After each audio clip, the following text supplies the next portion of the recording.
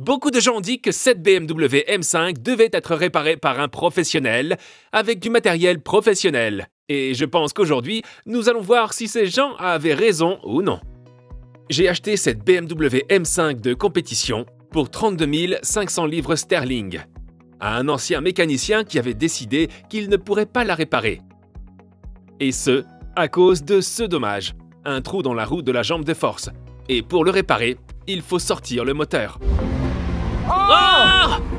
Après avoir constaté que le moteur fonctionnait bien dans la dernière vidéo, nous l'avons retiré. Pour découvrir que cet énorme V8 biturbo était un peu plus endommagé qu'on ne le pensait. Mais ce n'est pas notre principal souci pour l'instant. Tout d'abord, nous savons que la tour de la jambe de force n'a pas bougé. Il s'agit simplement d'une marque d'impact due à un objet qui a traversé le capot et qui s'est fiché dans la tour de la jambe de force. La tour de la jambe de force est fabriquée en aluminium et elle est très souple. Elle a donc littéralement absorbé tout l'impact et tous les boulons de la jambe de force sont toujours tous alignés. Rien n'a bougé ici et absolument tout est à sa place. Cette partie en revanche n'est pas aussi droite. Cette partie avant est entièrement en acier et peut être retirée par section. Ceci est une section. Ça, c'est une section. Ça aussi, c'est une section.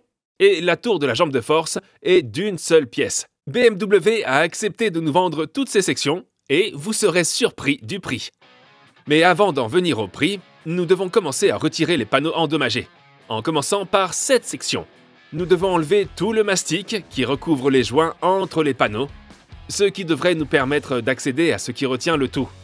Et ce sont ces étranges boulons à usage unique que BMW utilise. Je n'ai trouvé qu'une seule façon logique de les enlever. Meuler une fente au milieu et utiliser un tournevis pour les desserrer. Et finalement, ça a fonctionné. Et regardez ça, ce sont presque des vis auto-taraudeuses. Je pense que ces vis sont utilisées en même temps que le collage du panneau, pour maintenir le panneau avant sur le châssis.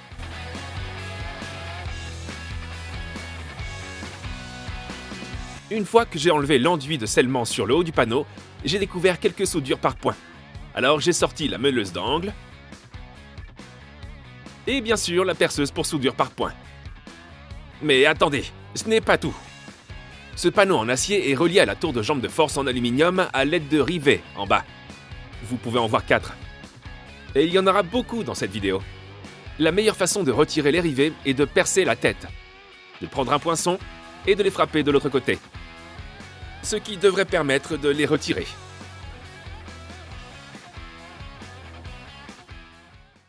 Donc, cette section est maintenant enlevée. Elle est censée ressembler à cette section-ci que nous avons là. La prochaine étape consistera à démonter la tour de la jambe de force. Mais avant de le faire et de commencer à s'y atteler, il y a quelques points à éclaircir. Premièrement, certains d'entre vous ont dit « Pourquoi ne pas simplement rajouter une pièce de métal séparée ici ?»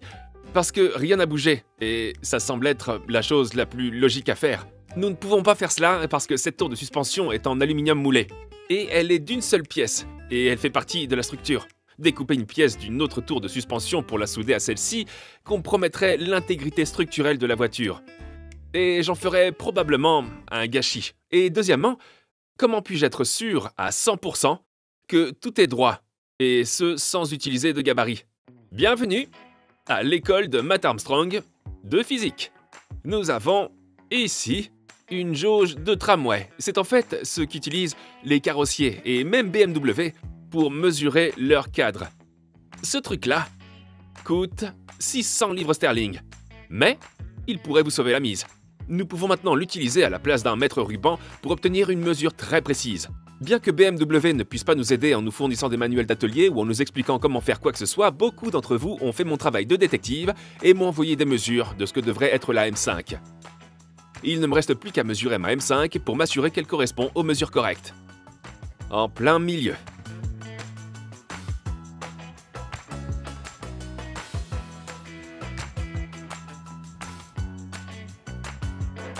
Ici, vous pouvez voir 800 ici. 854 pour être plus précis. Oh! Nous y voilà. De A à A, qui est le point A à A. Ce qui nous fait tout juste 854.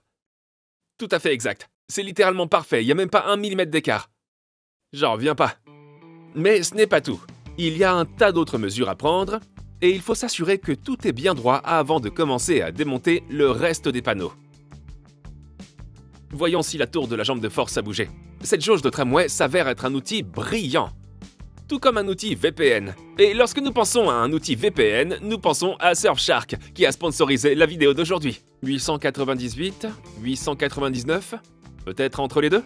VPN signifie réseau privé virtuel. Ce qui signifie qu'il crypte toutes les données envoyées via le réseau, de sorte que personne ne puisse voler vos mots de passe, consulter vos messages en ligne ou voir ce que vous faites. BAC 898. C'est droit. Si vous pensiez que le Wi-Fi public était sûr, vous vous trompez. Le Wi-Fi public est une mine d'or pour les pirates. Mais pas lorsque vous utilisez Surfshark. Et ce n'est pas la seule chose qu'il peut faire. Disons que vous regardez Netflix au Royaume-Uni et que vous voulez regarder l'original de Fast and Furious, mais qu'il n'est pas disponible. Avec Surfshark, je peux simplement aller dans le coin supérieur droit et changer mon lieu de navigation au Japon, retourner sur Netflix, l'actualiser, le rechercher à nouveau, et il est là, prêt à être regardé. Donc, pour obtenir Surfshark aujourd'hui, vous pouvez le faire en cliquant sur le lien dans la boîte de description ci-dessous et utiliser le code MATTARMSTRONG et cela vous donnera 83% de réduction plus 3 mois supplémentaires gratuits. Il y a une garantie de remboursement de 30 jours, donc il n'y a absolument aucun risque. Alors, il est surprenant de constater que ça, ce n'est pas un outil BMW d'origine, et je sais que ça peut choquer, mais ceci est vraiment facile à faire et vous pouvez le faire chez vous. Tout ce que vous avez à faire, c'est d'aller chez mon père et d'enlever une partie du toit de son garage, et ça, c'est ce qui nous servira de gabarit aujourd'hui. L'autre jour, mon père et moi avons mis au point un chef-d'œuvre incroyable. Nous avons conçu cette chose qui se boulonne au sous-châssis et qui se fixe à certains points de la voiture pour que lorsque nous retirons la tour de la jambe de force, nous la replacions exactement au même endroit. Nous voulons être sûrs à 100% que tout aille à la perfection de la même manière qu'il est sorti. Bien que nous ayons les mesures réelles de l'emplacement de l'amortisseur, nous voulions que cette opération soit à l'épreuve des imbéciles. Comme vous le savez, je ne suis pas mécanicien et je suis loin d'être carrossier. Nous prenons donc ces mesures supplémentaires, mais cet outil rendra presque impossible le fait de le placer au mauvais endroit. Je pense que nous sommes sur le point de découvrir si nous avons besoin d'un professionnel ou si je peux me débrouiller dans mon atelier.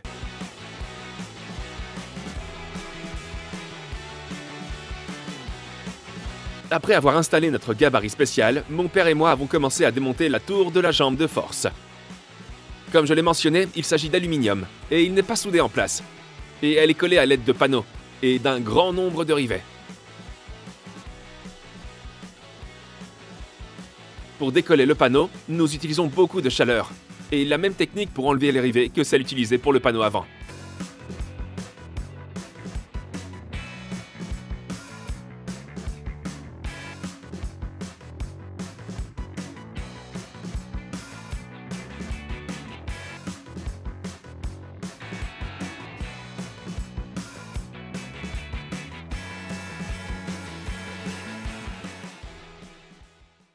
Nous avons passé des heures entières à percer les rivets et nous sommes maintenant prêts à essayer de séparer la tour de l'amortisseur, la tour de la jambe de force du reste de la voiture. Donc, cette petite pièce que nous allions placer, et j'ai en fait apporté une pièce. Et on verra plus tard les prix et tout le reste. Mais c'était tellement pas cher que j'ai préféré l'acheter juste au cas où. Mais je pense que nous pourrions nous en sortir en l'utilisant et ça nous donnera un autre point de référence quand on installera la tour de la jambe de force. Mais maintenant, tous ces trous de rivets sont percés. Si vous pouvez jeter un coup d'œil ici, tous ces rivets sont percés. La seule chose qui reste qui maintient le tout, c'est un gros panneau. Donc, il ne reste plus qu'à chauffer le tout avec un chalumeau, en espérant que ça décollera le panneau et que nous pourrons ensuite l'enlever de la voiture. Bonne nouvelle! Voyons ce qu'il en est. Nous ne pouvons pas endommager quoi que ce soit et nous ne pouvons pas déplacer ceci au mauvais endroit.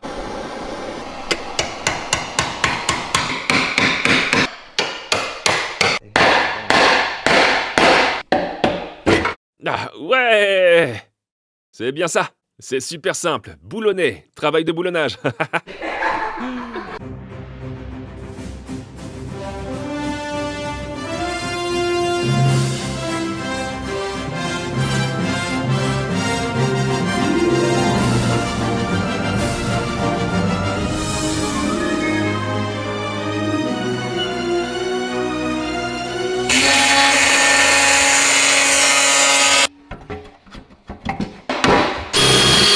Est-ce que vous vous souvenez que ces boulons bizarres se trouvaient auparavant dans ces trous et que lorsque vous les remplacez, ils ne sont pas compatibles?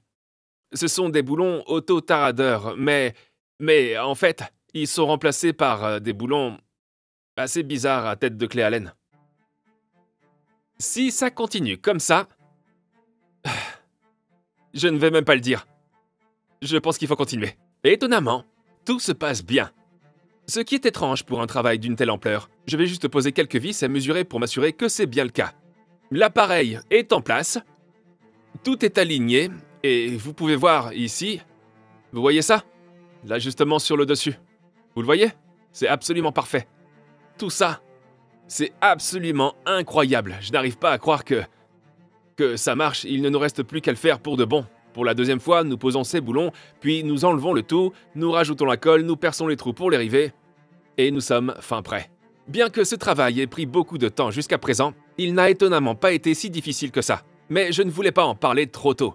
Tout ce que je fais maintenant, c'est d'utiliser les trous que j'ai laissés sur la voiture comme guide pour percer les trous dans la tour de la jambe de force pour tous les nouveaux rivets. Et croyez-moi, il y en a beaucoup. Ce truc demande beaucoup de force. Une fois les trous de rivets percés, je dois maintenant relier la tour de la jambe de force, et comme j'ai dû couper ce panneau pour l'adapter à la nouvelle tour de la jambe de force, je vais devoir le remplacer. Je dois juste faire attention à ne pas m'enflammer. Mais non seulement il est soudé par points, mais j'ai découvert qu'il est également collé sur le panneau. BMW ne voulait vraiment pas que cette chose bouge. Mais elle a fini par se détacher. Voici le nettoyant que BMW m'a envoyé pour faire le travail. Il est étiqueté R1, et je dois juste l'utiliser pour nettoyer les surfaces où la tour de la jambe de force rencontrera la voiture, et bien sûr l'utiliser sur la tour de la jambe de force aussi, parce qu'après cela, je vais juste utiliser ceci, la colle pour les panneaux. J'ai dû le commander auprès de BMW, et c'est un mélange de 2 pièces dans un seul tube. Vous mettez cette buse spéciale à l'extrémité, et lorsque vous utilisez votre pistolet pour le pousser, il mélange les 2 substances ensemble. Il ne me reste plus qu'à l'appliquer de la manière la plus uniforme possible. Je n'étais pas sûr de savoir combien de temps il me restait avant que les panneaux ne prennent. Et je me suis donc empressé d'installer tous les écrous et les boulons, et de commencer à poser les rivets à ce stade.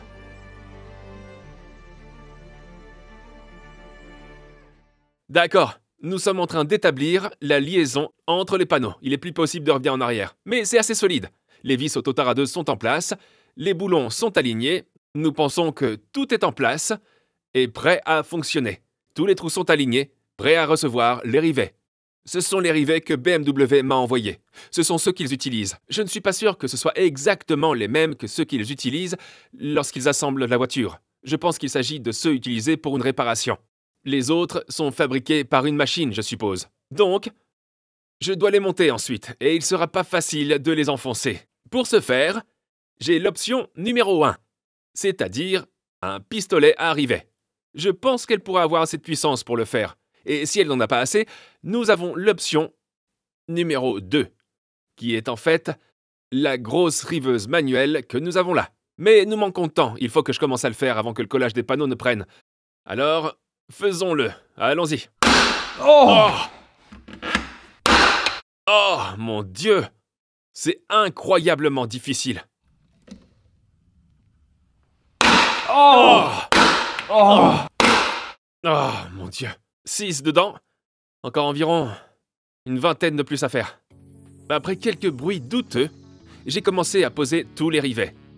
J'ai décidé d'utiliser le pistolet manuel, car il était beaucoup plus efficace pour casser l'extrémité des rivets que le pistolet électrique. La tour de la jambe de force étant en place, la prochaine chose à faire est le panneau avant. Et pour m'assurer qu'il est absolument parfait, j'ai décidé d'installer le panneau d'amarrage que j'ai acheté également. De cette façon, je peux être un peu plus sûr que je le place exactement au même endroit. Ce panneau avant est en acier, mais il n'est pas relié au châssis par soudure. Il s'agit simplement de quelques vis et d'un collage de panneaux. Et voilà, tous les trous de boulons sont à peu près au centre du panneau d'amarrage. Et pour être sûr, on peut bien sûr utiliser la jauge pour le mesurer. Donc là où la partie d'aluminium rencontre la partie de métal, il faut bien sûr utiliser des rivets. Et mettre le panneau par-dessus. Je dois donc percer les trous pour les rivets, puis retirer à nouveau le panneau, nettoyer toutes les surfaces à la jonction, appliquer la colle pour panneau,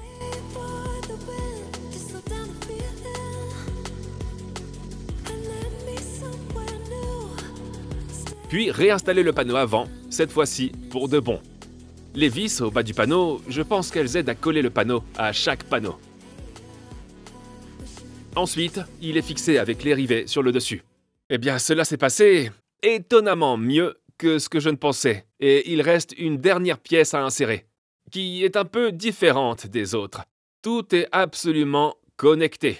Nous avons le panneau avant et le panneau de fermeture pour nous assurer que tout est bien aligné. On a fait bien attention à tout rifter, et il y a beaucoup d'adhérence, ce qui est encore un peu collant. Mais il reste une dernière pièce à insérer ici, qui est en acier, et qui est un peu différente de la façon dont les pièces en aluminium sont insérées. Je suis toujours aussi surpris que ce soit la seule chose qui tienne dans cette partie qui me semble un peu bizarre, mais je suppose que c'est ainsi que BMW procède.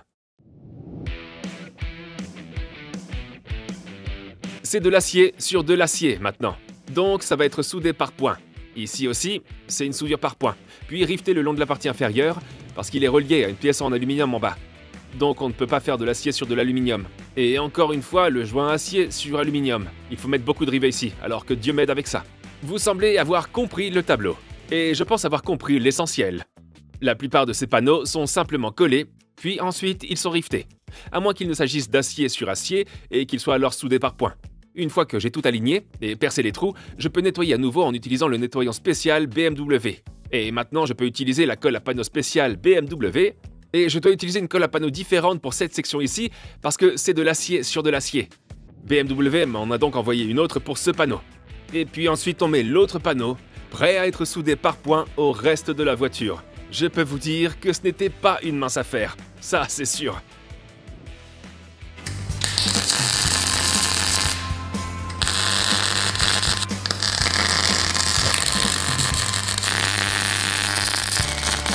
Mon père s'occupe donc des soudures par points, et avec la ponceuse à bande, nous pouvons les poncer pour qu'elles soient bien alignées, et qu'elles aient l'air aussi nettes que possible. Et si vous en doutez encore, l'avant est presque terminé. Je n'arrive pas à croire que nous ayons réussi à faire ça. J'espère vraiment que j'ai bien fait les choses. Eh bien, j'ose dire que nous n'avons pas encore terminé, mais c'était quand même plus facile que je ne le pensais, à condition que tout s'aligne. Ces éléments sur le dessus, les supports d'ailes aussi, nous verrons bien s'ils s'alignent tous. Normalement, ils le devraient. Tout ça aurait pris beaucoup moins de temps si nous l'avions fait avant. Mais comme nous ne l'avions pas encore fait, je voulais juste m'assurer que je faisais bien les choses. Alors, j'espère vraiment que tout va bien. Tout ce qu'il nous reste à faire maintenant, c'est de colmater tous les trous, comme ici, où vous voyez que BMW a colmaté tous les trous avec un produit d'étanchéité.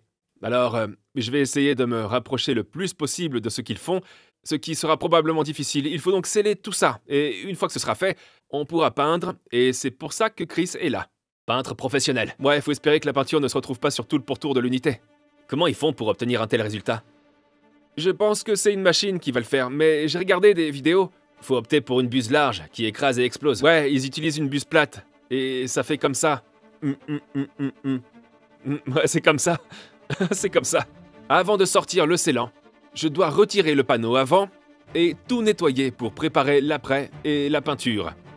Mais l'après et la peinture passent par-dessus le scellant. Et le scellant, le voici. Encore une fois, il s'agit d'un produit spécial BMW. Mais tout cela n'a pas coûté cher. Et j'ai essayé de faire en sorte que cela ressemble le plus possible à un produit d'origine. Et pour être tout à fait honnête, je suis absolument nul pour faire ça. J'en ai vraiment honte. Mais bon, ça fait son boulot et au moins j'ai essayé. Cela ne s'est pas passé aussi bien que j'avais prévu. C'était pas mon plan initial et je ne vais pas vous le montrer parce que vous allez probablement vous moquer de moi. Je vais plutôt masquer le tout, le peindre et seulement ensuite je vous le montrer parce qu'il sera un peu plus beau avec un petit peu de peinture si vous voyez ce que je veux dire. Hop in the car, watch it go vroom, vroom. I told her mom that I blow soon. Knew as a child back in the womb. Oh, told her step back, I need my broom. Hop in the car, watch it go vroom. Avant de vous montrer la voiture, qui n'est pas si mal que ça, passons en revue les prix. La peinture et tout le reste coûtent 70 livres. Et croyez-le ou non, toutes les pièces que nous avons utilisées sur la voiture jusqu'à présent, c'est-à-dire toutes les pièces structurelles, les panneaux, le silicone, le produit d'étanchéité et tout le reste de BMW ne coûtent que 300 livres. jusqu'à présent, ce qui me semble être une véritable aubaine. Donc pour l'instant, nous sommes sur la bonne voie. Je dois aussi dire que ce n'était pas cher, parce que nous devons faire un clin d'œil à Sytner. Non.